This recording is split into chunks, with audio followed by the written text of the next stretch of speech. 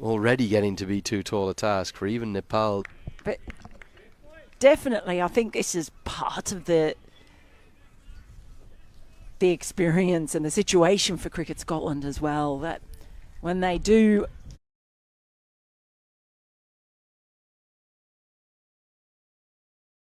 possibly the first choice players unavailable because of county commitments, because of work commitments, personal reasons, which happens so often, they're forced to go looking for young talent.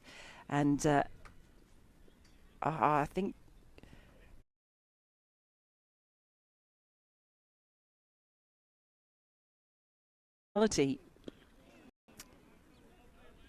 well, really, that is wonderful to see. Just the way those players came in to embrace Mackenzie Jones, the sheer delight on their face was so evident. And I just think that's such a wonderful moment. They know how special that was. It may be the first of many wickets that this young man, just 20 years of age, takes for Scotland. First ever time that Kushal Bertel's been run out in his ODI career. Definitely something they're going to have a look at. Helped round the corner, will race to the rope. Charlie Castle won't get there. The only question is, was it a little flick of the bat or was it pad? No, it was thigh pad. Didn't sound like bat to me, so Powell won't get off the mark yet. Both batters still on none out there.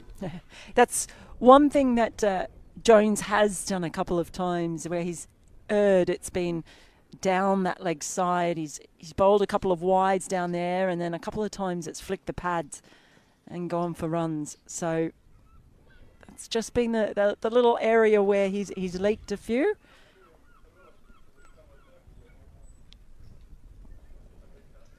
But again, that is all part of the experience. Big moment for him on debut with a wicket already under his belt.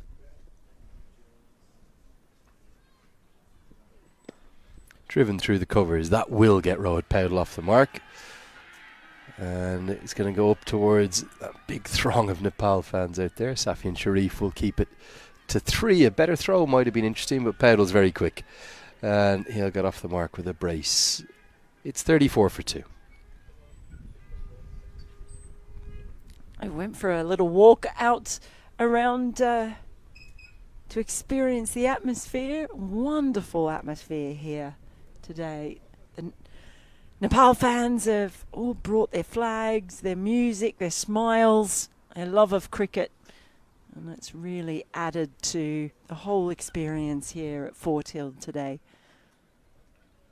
I have wonderfully hospitable people here at Fort Hill. We've had the wonderful Elaine brought us a flask of soup, Lenny, not for the first time this week. I reckon it was a chicken and vegetable today. Very, very good. That's the president of the four for sure. Cricket Club, as McMullen's going to continue. Our thanks to Elaine, all her team, looking after us so well here. Edged and gone. And McMullen, you can't keep him out of the game too much, can you? Nepal's chase is in tatters. Their captain has to walk back now. It all looked a bit too simple, didn't it? A little bit of shape.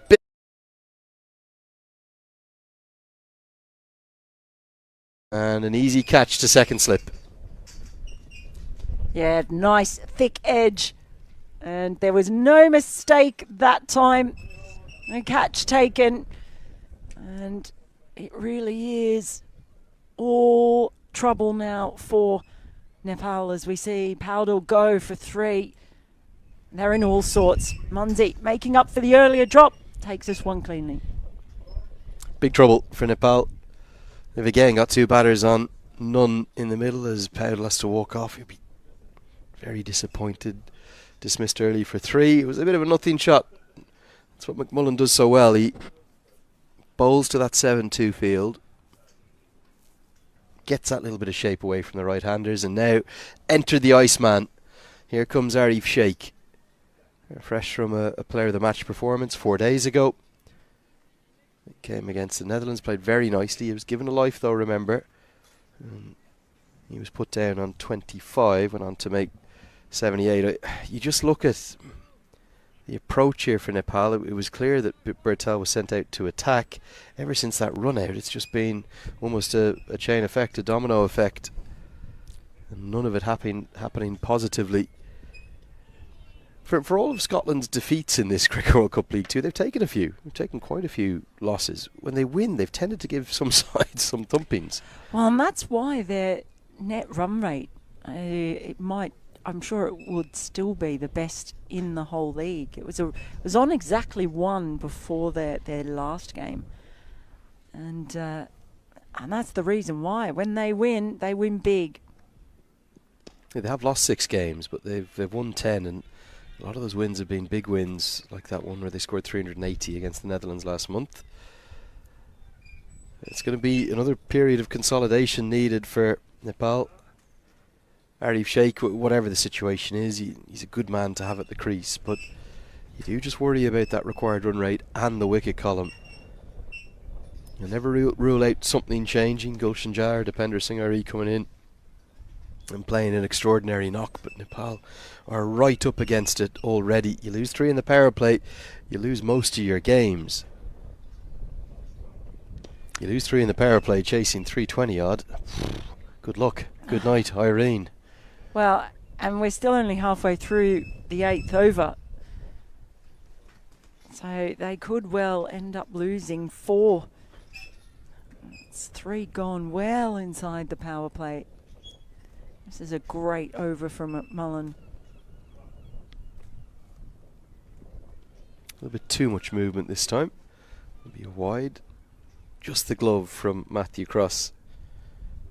Able to keep it tight. It's so clever, isn't it, this concept? Even when Kushal Bertel slog swept 2 into the leg side, they didn't change it. It's a 7-2 field. You can control a lot of things when you know where the bowler is going to bowl. And, okay, it's easier in these kind of slightly helpful conditions with a new ball. But it's kind of a bit old school, isn't it? It's sort of mid-90s cricket. But Brandon McMullen, so effective. Keeper up to the stumps. What do you do if you're the batter? Well, Bertel decided he was going to slog sweep him, and he did that really well for a couple of balls. And the thing is, with Cross up, they can't come down to negate the swing. And you see there, he is like a crouching tiger. I have to ask you as well, as we see the end of the over 4 from McMullen gone, 8 overall. 35 for 3. You've got the Tiger and you've got the Iceman. Have you given any other nicknames to any of the players? Yeah, it's KC's the folk hero. A folk hero, okay. Yeah, but that was in place long before obviously he's known as a Valentine's Day boy as well. And that has to have evolved into the Valentine's Day man now at his ripe old age due to his heroics on February 14th. The Butwell boss is Kushal Bertel for his kind of dominant way in which he bats. He's from Butwell originally. Bim Sharkey's known as Jonty for his aptitude with his fielding. They do love a nickname in Nepal. Full toss helped into the leg side. Finlay McCreath will chase in vain. That'll race to the rope. Bim Sharkey, Jonty himself, gets off the mark.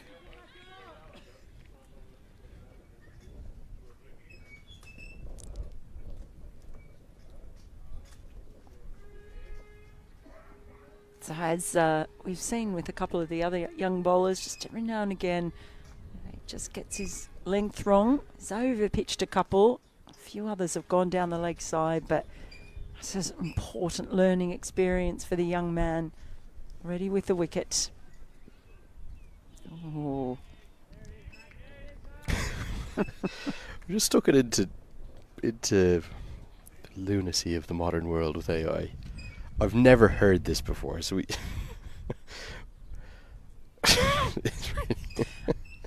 Oh. So obviously, you know my nickname, the Tacklu Die, and that's something Yes. that particularly Nepal fans love around the grounds. But then, apparently, according to AI, which I'm sure is just literally making things up, they're also saying my other nickname is Tacklu Kaka, which is bald uncle. This is flicked into the leg side. Going to be 4 more. Good shot. Just slightly the wrong angle again from Jones.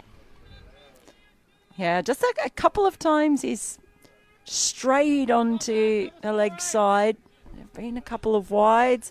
The other one is the one that's the overcompensation, and he goes full on the offside, and they've just been able to lean into that. So just those two areas here, you see, just helped on its way. Yes, so nicknames. So you've got... I'm the tackle guy, obviously, and then did a piece with the Sky Sports pundits with Michael Atherton and Nasser Hussain last year, and Athers, I think, had heard about this, so he asked me about it on the podcast. This was building up to the 20-team World Cup. Really enjoyable piece, actually, and look, two of my idols in the world. And I was just joking because Athers said, don't be afraid to give Nasser. I know Michael quite well. I don't really know Nasser at all. I've met him a few times before and since, but I'd be friendly with Michael, whereas I don't know Nasser anything like as well. But Athers said to me, look, don't be afraid to give Nasser a bit of stick, because we all like doing that in and around the Sky Sports circles. Understandably, he's famously a bit tight to buy a drink and the like. And yeah, Athers was asking me about my nickname, asked me to explain it, and I explained that, it was complimentary and disparaging at the same time. Complimentary in terms of the respect that is an absolute critical aspect of Nepali culture, and Dai is your elder brother, and then Taklu's a bit disparaging, but I actually love being bald, so I don't take it as disparaging as in Taklu. And I said to Nasser, well, look, I'm a Dai, you're my uncle, so you can maybe be the Taklu Kaka. But then apparently AI has turned this. I'm also known as Nasser from Nepal, which I've never heard from. I've never heard that before. But is there any greater nonsense than AI and people thinking of its importance at the moment? I know, there is some nonsense. That will be replacing us next. It'll be commentary by AI. Well, we had that yesterday at Lord's. It was unbelievable. I was invited down to go to this MCC World Cricket Connects weekend, particularly if the game drifts away. We can talk quite a bit about it in the second innings. But Satyan Gajwani from the Times Group of India, one of the investors in Major League Cricket, he owns Willow TV in the United States, purely from a photo of Mark Nicholas with a Channel 9 microphone, did an entire extended AI piece of commentary in a video format of what looked like Mark Nicholas on the outfield of one of the Australian grounds. Really quite scary, to be honest. Oh my goodness. I was actually sitting next to Michael Atherton at the time, and I said, well, you better be asking for double your rate now, because they'll be replacing us next. Wow. I think that's a long way away. Even just today, Faisal Islam, many of you know from BBC News, mind-blowing interview with the Turing Award-winning Joshua Bengio for BBC Newsnight, one of the three founding fathers of AI, is now warning the worst-case scenario is human extinction. AI isn't just risky; it could end us altogether. Well, that's progress, isn't it? Well, haven't you seen the Terminator films? Well, exactly. Come on. Be careful. Skynet is coming. I won't say who it was, but I did sit next to a commentator at one point over the last year who he had the ChatGPT app on his phone, and every time he was thinking of any point that he was making, he'd stick it into ChatGPT in terms of to check the statistics, and it was an associate game of some variety. You probably can't give away too much because you might guess who it is. And Wedge just shy of a tumbling, diving Munsey who does well. In fact, it goes through to Mark Watt in the end. And I had to actually, mute the microphones at one point and say, mate, almost all those things you're looking up aren't right. Like, it might give you an authoritative answer, but it isn't. Like, it's often completely incorrect, particularly on associate cricket. Associate cricket is still a niche. There's only so much coverage of it, and all that AI really does is troll some of the internet and try and kind of.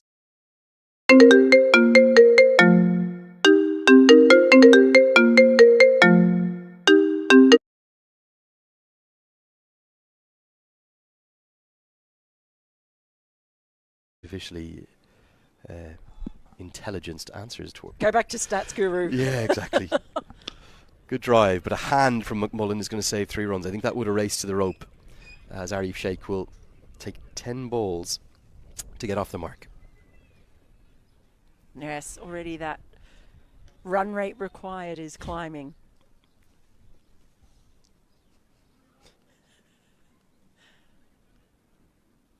But good piece of work. That must have stung. It's not as cold here as it has been.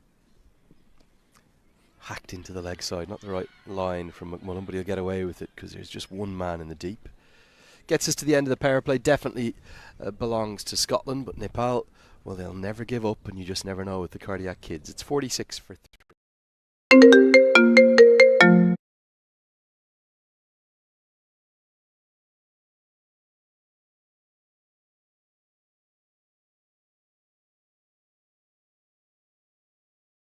Good time for us to ask you to send your messages in.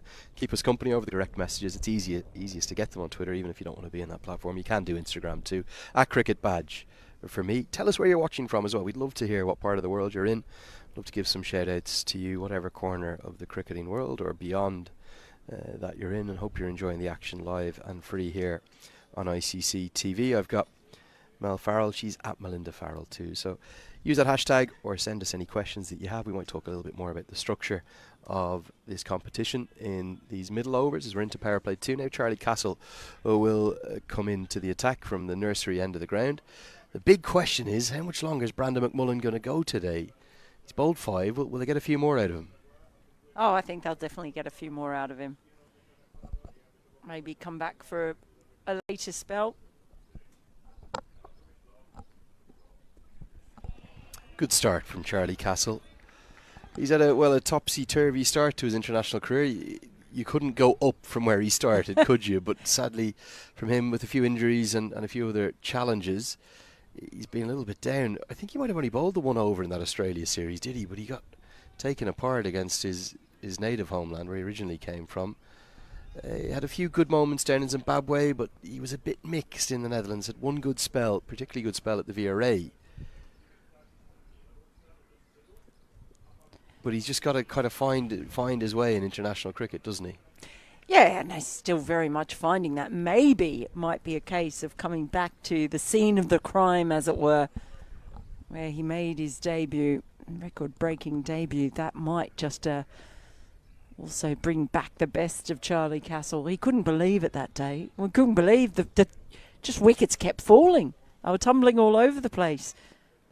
I'm not sure that record will ever be broken. It's one of those ones that, you know, has the feel of a Bob Beamon style record that, you know, if it is going to be broken, it might be a freak in 50 years' time or something. 7 for his debut. Yeah, he had one spell down in Harare, 3 for 34 against Zimbabwe A. A couple of mixed ODIs in Amstelveen. He played the 2 against UAE at the VRA, then didn't play at all in Utrecht. It's not easy, is it, when you're in and out? Did pick up a deal down in Somerset too, just for a little bit last summer, but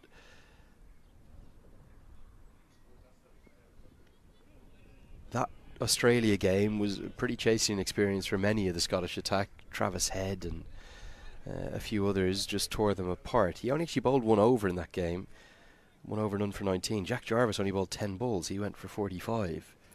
I think it was a record power play of all time.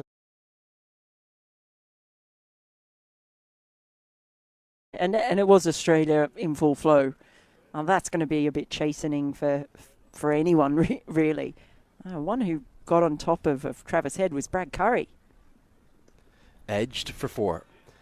Taking a bit of a chance, but at least he's thrown the full bat at it. He's trying to go over cover, probably. Instead, it flies away over the head of slip, and our security guard will have to change his seating position to help us out. Well, if you're going to flash hard, there's an example of the old truism, because I might just get you 4. Did play in those Scotland A games against Nepal, or he played in one of them anyway. He was wicketless, 4 overs, none for 22. That was really probably what pressed the case of Malachy Jones. 4 wickets in the 2 games, including 3 for 16 in the win. Down the leg side, flicks the pad, so won't be given as a wide. The 50s come up. For Nepal, let's talk about them as we get to the end of the 11th, 51 for 3. Can they find a way back into this contest? Of course they can. It's not going to be easy, though. They're going to need probably 2 outstanding innings in the way that Scotland did. And I am loath to rule them out. You'd say most times, 9 times out of 10, maybe even more, the team who's got such a good start, who's put up that innings and they're defending that score and they've got the opposition down 51 for 3, is absolutely in the box seat. What I would say, well, you're going to need a couple of really impressive innings for Nepal, and Scotland are going to have to make a meal of it. Which, both of those things could happen. I do agree with you, though. Someone's got to get a big score.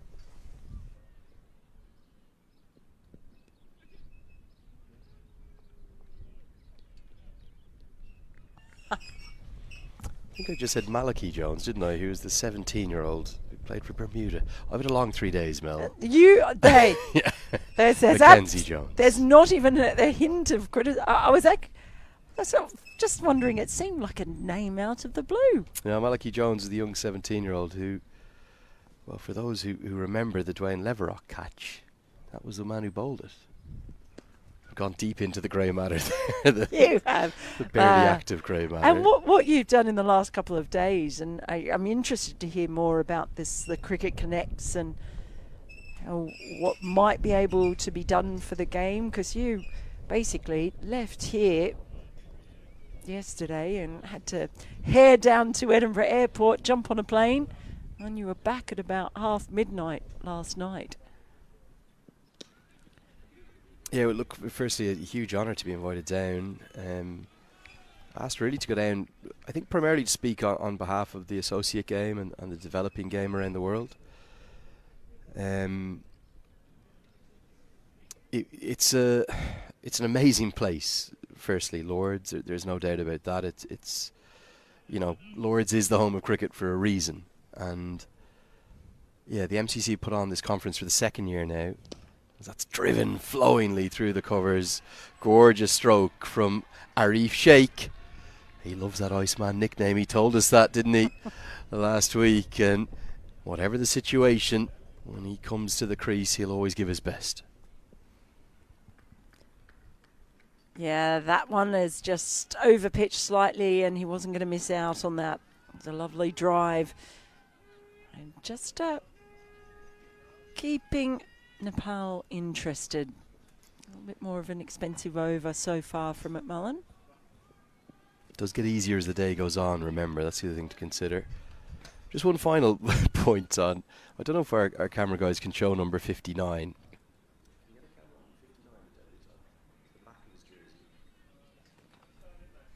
Speaking of my mistake in calling Mackenzie Jones Malachi Jones the Bermudan player.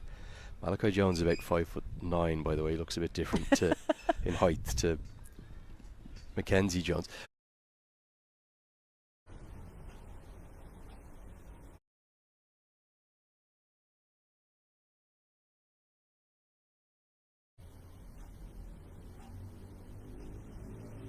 I think this is part of the experience and the situation for Cricket Scotland as well. Gone into the grey matter.